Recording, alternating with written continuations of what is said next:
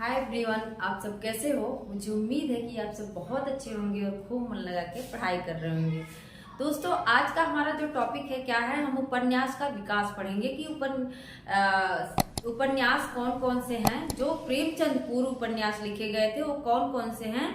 आज उनको हम क्या करेंगे, ट्रिक के माध्यम से रचनाओं और रचनाकारों को याद करेंगे।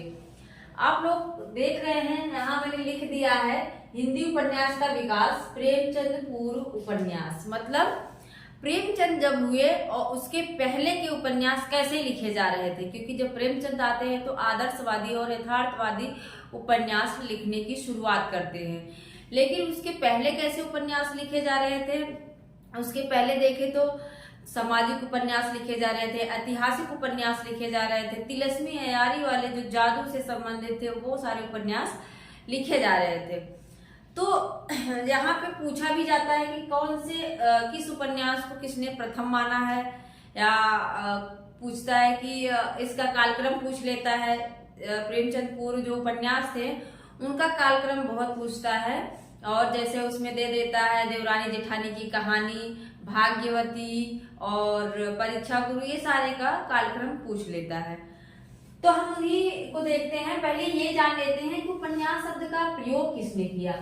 उपन्यास शब्द का प्रयोग किसने किया था? भारतेंदु हरिश्चंद्र ने। किसने किया था? भारतेंदु हरिश्चंद्र ने उपन्यास शब्द का सर्वप्रथम प्रयोग किया था। किसने किया था? इनका एक उपन्यास अधूरा था, मालती। कुछ लोगों को जानकारी होगी, कुछ लोगों को नहीं जानकारी होगी, तो जान ले इनका एक उपन्यास था मालती। इसी में इन्होंने सर्वप्रथम उपन्यास शब्द का प्रयोग किया था। और यह प्रकाशित किसमें हुआ था? हरिश्चंद्र चंद्रिका, इनकी जो पत्रिका थी हरिश्चंद्र चंद्रिका, उसी में ये प्रकाशित हुआ था। और इनका कुछ लोग मानते हैं इनका एक उपन्यास है कुछ आप बीती कुछ जग बीती। क्या है? कुछ आप बीती कुछ जग बीती। तो आगे चलते हैं। जो अगर कालक्रम में देखें तो सबसे पहले उपन्यास कौन आ रहा है? देवरानी जेठानी की कहानी। कौन आ रहा है?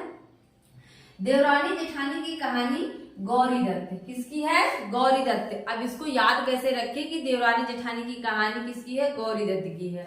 होता है देवरानी जेठानी में हमेशा क्या होता रहता है? लड़ाई झगड़ा होता रहता है।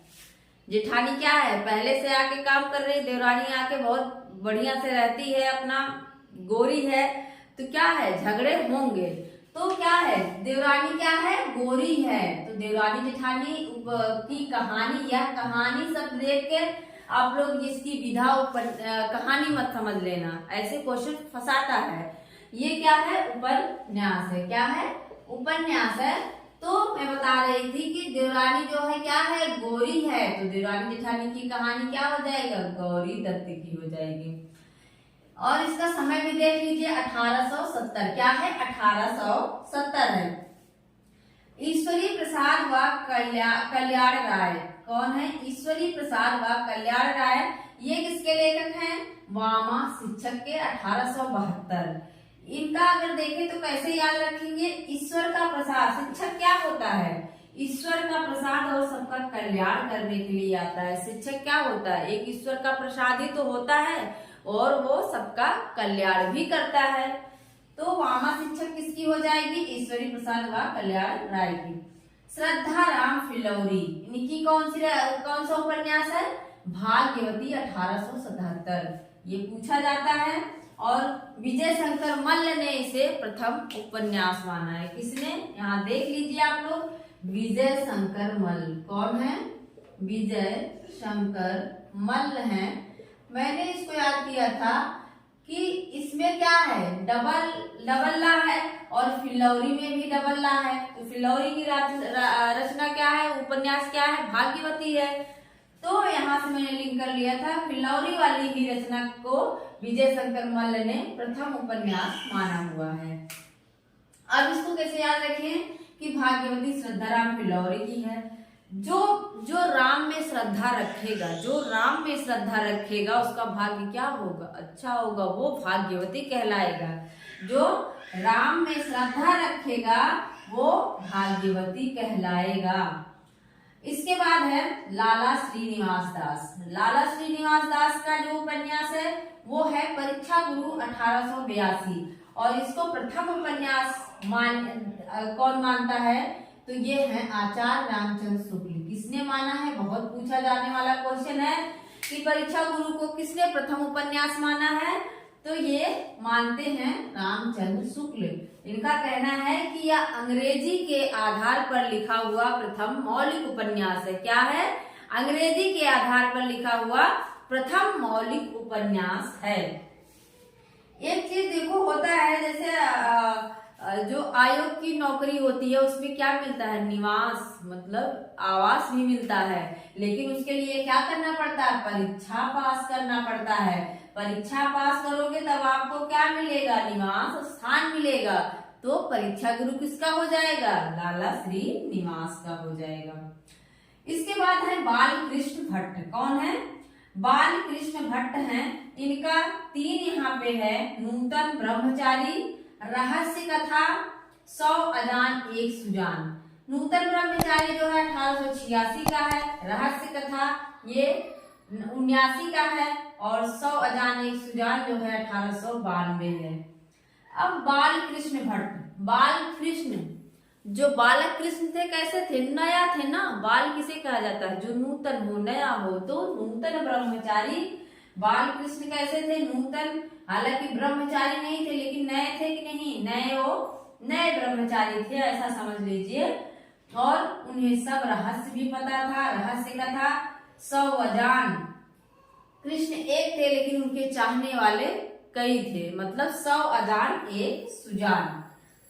इस तरह से आप याद कर सकते हैं। बाल कृष्ण क्या है?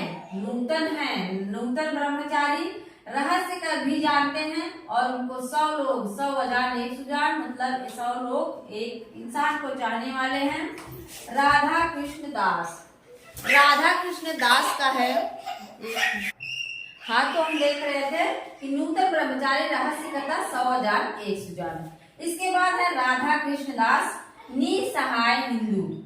जो राधा कृष्ण है, जो राधा कृष्ण है वो किसकी सहायता करते हैं? हिंदुओं की, हिंदू की सहायता करते हैं। राधा कृष्ण किसके देवता हैं? हिंदू के हैं, तो किसकी सहायता करते हैं? वो निसहाय हिंदू, हिंदुओं की।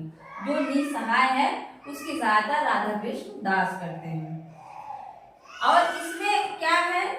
इसमें निसहाय हिंदू में क्या है? गोवध निवारण। इस क्वेश्चन को पूछा जाता है तो आप लोग याद रख लीजिए। गोवध निवारण का वर्णन किसमें है? गोवध निवारण का वर्णन किसमें है? निसहाय हिंदू में है, निसहाय हिंदू में है। इसके बाद है ठाकुर जगमोहन। ठाकुर जगमोहन सिंह जो है उनका क्या उपन्यास है? श्यामा स्वप्न। श्यामा स्वप्न 1888 ईस्वी में। मैंने याद किया था कि जगमोहन जो जग को पूरे मोह लिया है, हम उसी को तो स्वप्न देखेंगे। जो सारे जग को मोह लेता है हम उसी का स्वप्न देखेंगे। जगमोहन किसका हो जाएगा? श्यामा स्वप्न का हो जाएगा। लज्जा राम मेहता, लज्जा राम मेहता है। ये ऐसा काम कर देते हैं कि बहुत लज्जित होते हैं। क्या करते हैं? ये लज्जित होते हैं। और धूर्त रसिकलाल, ये क्या कर देते थे? धूर्तता कर देते हैं रसिकलाल के साथ। स्वतंत्र होना चाहते हैं, स्वतंत्र रमा और परतंत्र लक्ष्मी। ये स्वतंत्र होना चाहते हैं, परतंत्र लक्ष्मी नहीं बनना चाहते हैं। और आदर्श दंपत्ति, ये आदर्श दंपत्ति भी बनना चाहते हैं। बिगड़े का सुधार करना चाहते हैं, अथवा सती सुखदेवी बिगड़े का सुधार करना चाहते हैं। और आदर्श दंपत्ति मैंने 2 बार लिख दिया है। क्या? आदर्श दंपत्ति जो है ये बाद में रहेगा, आदर्श दंपत्ति। इसके बाद आदर्श दंपत्ति, इसको याद कर लेंगे। लज्जा राम मेहता धूर्तता करते हैं, स्वतंत्र होना चाहते हैं, परतंत्र नहीं रहना चाहते, बिगड़े का सुधार करते हैं, फिर आदर्श दंपत्ति बन जाते हैं। क्या बन जाते हैं? आदर्श दंपत्ति बन। ये आदर्श हिंदू है, आप लोग देख लीजिए। ये क्या है? आदर्श हिंदू बन जाते हैं। और यहाँ है आदर्श दंपत्ति। क्या है? आदर्श दंपत्ति। गलतियां हो जाती हैं इसमें कोई बहुत बड़ी बात नहीं है, सबसे हो जाती है, इंसानी है। तो यहाँ पे क्या है, आदर्श दंपत्ति मतलब स्वतंत्र होना चाहते हैं, आदर्श बनना चाहते हैं और बिगड़े का सुधार करके आदर्श हिंदू बन जाते हैं। इसके बाद है अयोध्या सिंह उपाध्याय हरिऔध। कौन है?